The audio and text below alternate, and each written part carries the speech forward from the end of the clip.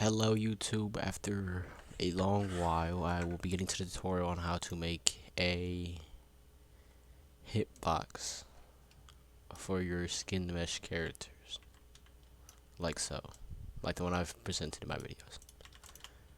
So to start off, you want to have your skin mesh character in its standard pose. A T-pose would work best because it's easier to follow through with.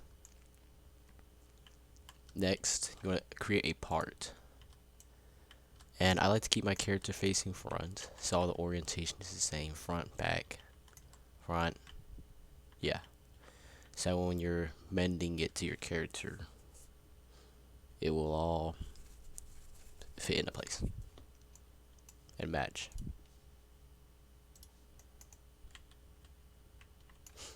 So you want to begin. I usually set, I set mine to, I set it a little bit transparent. And I started with the arms first, arms and legs, and then I used a plugin to just reflect it over. And I also put in a selection box.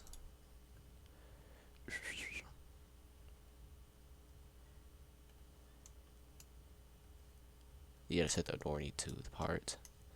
You can change the thickness. I changed to 0.05, like 0.02. You're gonna make it something real thin, nothing too crazy. You can make it any color. Just make it yellow, I guess. Then when you get back to the part, let's select it, and you just want to make it just outside the parameters of your character's limb. Now another thing to do is look at where the bones start and end. So this is the bone starting for the forearm of my character. So I want to make the hitbox for the right upper arm just past the bone, just by a little bit. Just like that. You know, you can make it a little bit bigger. Now you can make it a little bit more accurate, but you know, it doesn't have to be, obviously it doesn't have to be 100% accurate. But the closer in size it is to what you're defining, what hitbox area you're defining, the better, honestly. There you go, scale it down to size. And because I do this because the hitbox of the skin mesh character can either vary from just itself or the space in between, even if it's animating. But with this, the actual parts, the hitbox will be exactly where your skin mesh's body part, limb, whatever it is. So you just want to follow this motion. Now, you could do each individual finger. I personally didn't, because I figured that would take too long. But if you'd like to do each individual finger, you can. I'm definitely not going to, especially now just for this tutorial. Scale it down to size. Right there, you want to make sure both pieces are around the bone. Flatten it out. There you go. And let's get down to the leg. Take this. Now I rotated it. Well, I guess there was really no reason. No, never mind. I probably didn't rotate. Well, there's no real reason to rotate it because you still want to have the top at the top, right to the right, bottom to the bottom, and everything just in the right position. No orientation. So first I just did the individual sides, left and right. So you can tell this is our right upper leg. Then you would come down, duplicate it, set into place. Our right lower leg. You come down here. This is our foot.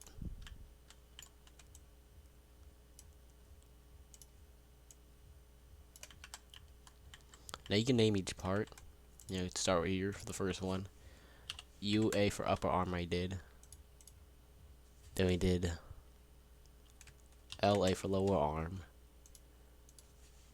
HA for hand. Then we have upper leg. Lower leg. And foot. Now once you do that, you want to create another new part. You want to center it with your mesh. Now you want to flatten it out. And you want to select all your hitbox pieces. Actually, for foot, we probably did not type foot. I probably just typed that. But yes, you want to take all your hitbox selection pieces and the part you just created. Hold on. Yeah. Group it. Now for this, I use a plugin called Reflect. Hold on. Model. Here we go. I use a Reflect, and I just did it on the same surface. There you go. Reflected it over, and so it'll be even. I'll just bring it over right into place. Then you can ungroup it, ungroup the other one, and delete this mid piece. And there you go. There you go. They may still have to do some adjustments. As you can tell with this foot, we definitely could rotate it. Let's change the increment. Rotate it, bring it over. Boom. Rotate it just to match the foot orientation.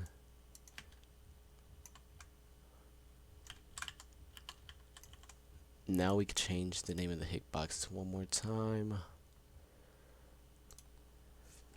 LF for left foot, F for right foot. Hand, change this to LH for left hand, RH for right hand, LLA for left lower arm, RLA for right lower arm, LLL for left lower leg, RLL for right lower leg, LUA for left upper arm, RUA for right upper arm, RUL for right, LUL for left upper leg, and then RUL for right upper leg. Now again, we want to duplicate. Now this is going to be for the lower torso I'm doing. Of course, you want to engulf that lower bone. Set the width correct. Alright. And then I just did a separate upper torso. I could have did different parts of the torso, but no, I just kind of decided to just set the name. This will be LT for lower torso, and this one will be UT for upper torso.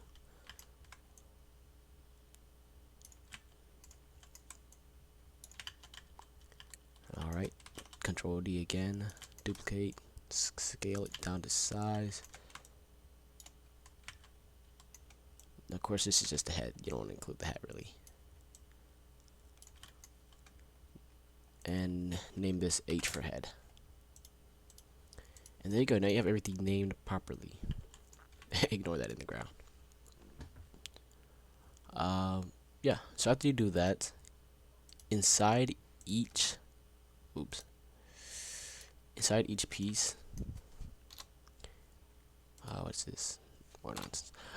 Inside each piece, you're gonna have to put an attachment. So right here with the, let's do the right upper arm to start. Right here, you want to insert an attachment, and you want to insert a rigid constraint. It's kind of the same way we do the whole tool type,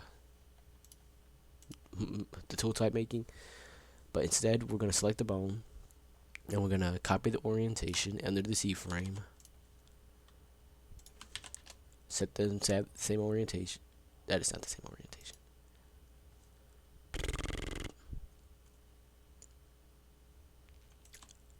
Yes, because we take you want to take. You want to take the world orientation or C frame.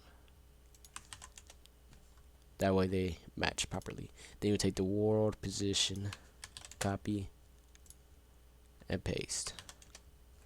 That way, when you do the rigid constraint, it'll go ahead and already be correct. Attachment 0 will always be the attachment you put inside the part, and attachment 1 will be, hold on, yeah, right arm. There you go. That way it's properly matched with your bone. And you want to just do that with all the parts. So I'm gonna go ahead and speed through this right quick.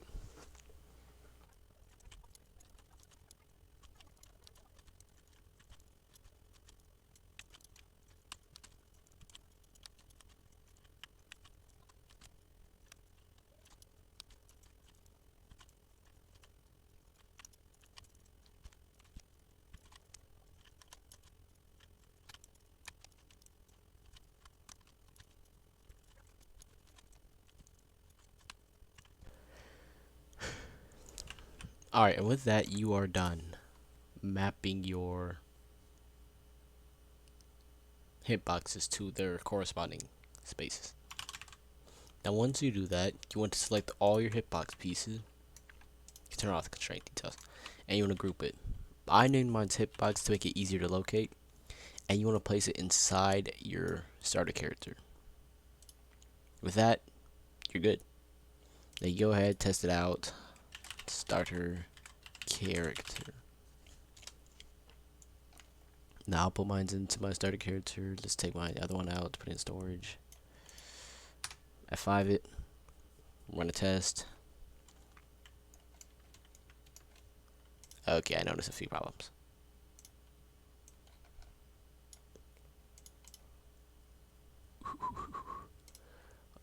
Anchor on anchor. Oh, mine doesn't even have a human or root box. Dang it. I guess I won't be able to test mine because mine does not have a human or root part. But we can go to the animation editor.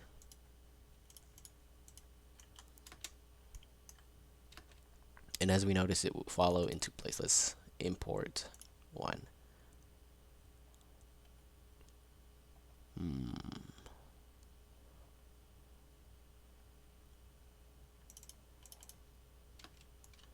As you can tell, all the pieces fall right into place. Now for you, if your character does already have its humanoid root part and everything, it will work. But this is just to show that it does fall all into place. Just tell everything's in position. The little spaces you see where you can see like the black seeping through, that's probably parts where it's not so accurate. But for what it's used for, it's pretty good. And with that, you have your hitbox. Essentially, that's about all the hard part. Oh, mine's back in place.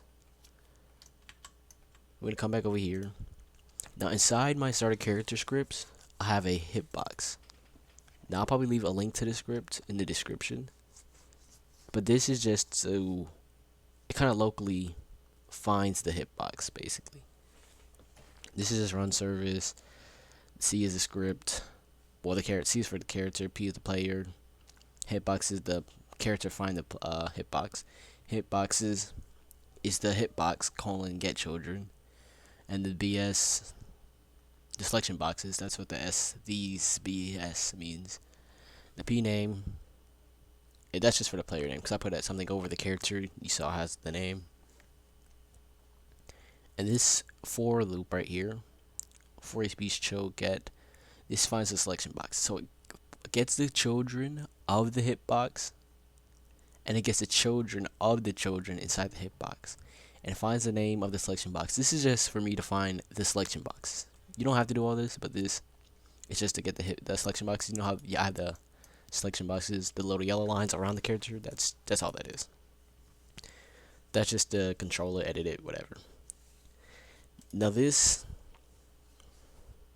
is just as the character's walking. Of course, the left foot and right foot will always hit the ground, always causing a hit necessarily. But I kind of edit it so that way it doesn't really render because it's just a left foot, right foot. Except if it's actually being like hit or something, shot or something. Now also, to round off and finish off your character, you want to go into the actual mesh of the character. You know, this right here, the actual mesh. And you want to go into collision. You want to turn can collide off, you want to turn can curry off, and can touch off. Also inside the hitboxes, you want to select all the pieces, and you want to turn can collide off. You want to keep can curry and can touch on because that will help with like if someone's hitting it, shooting it, whatever. Like so. if I run a test with 2 players in it again, I have mine set up so that way it will. I have mine set up so that way when the player shoots another player's hitbox area, it lights it up. Hold on.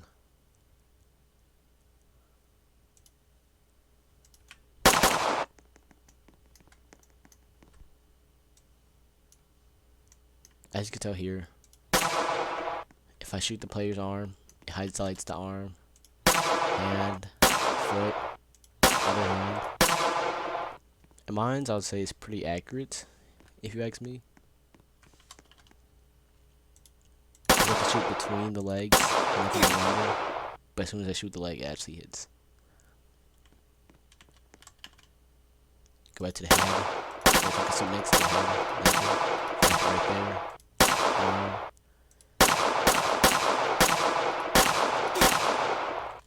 And with the hitboxes, you could get a lot of information.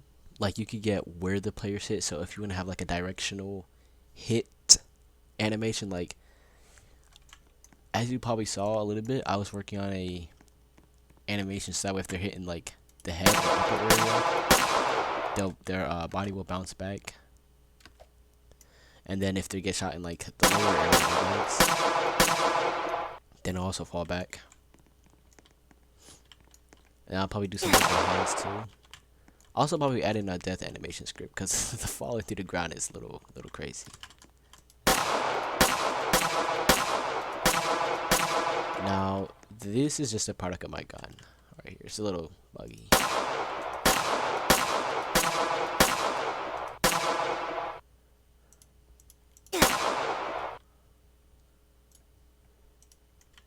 But for the most part, it does work as it should.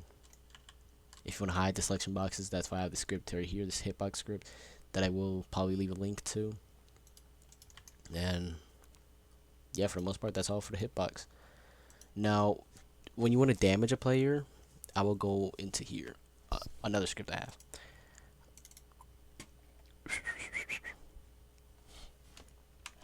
Right here.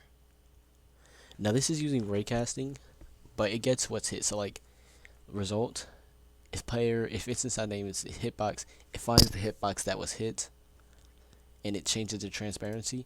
But I made it so it made the hitbox. So we found the hitbox that was hit, and we found the player of the hitbox. So the hitbox that the player belongs to, or the hitbox that the player belongs. The player that the hitbox belongs to takes the damage. That's what I did here. So once you have a tool, weapon, gun, anything, you want to find what's hit. You want to find the hitbox that hits, and you want to locate the player. So if you have to do script.parent and use player service to get player from character, you might want to go through that way. That's what I did right here, get players from character. And I just did player.character confine for starter humanoid, take damage, that function. And that essentially makes it a lot easier to actually deal them some damage. Like in my first video displaying it, where I had like a stick, it only hit a certain area, and it'll find where the player was hit, who was hit, how they were hit. And yeah, that's just about it. You know, it's kind of late tutorial, been real busy.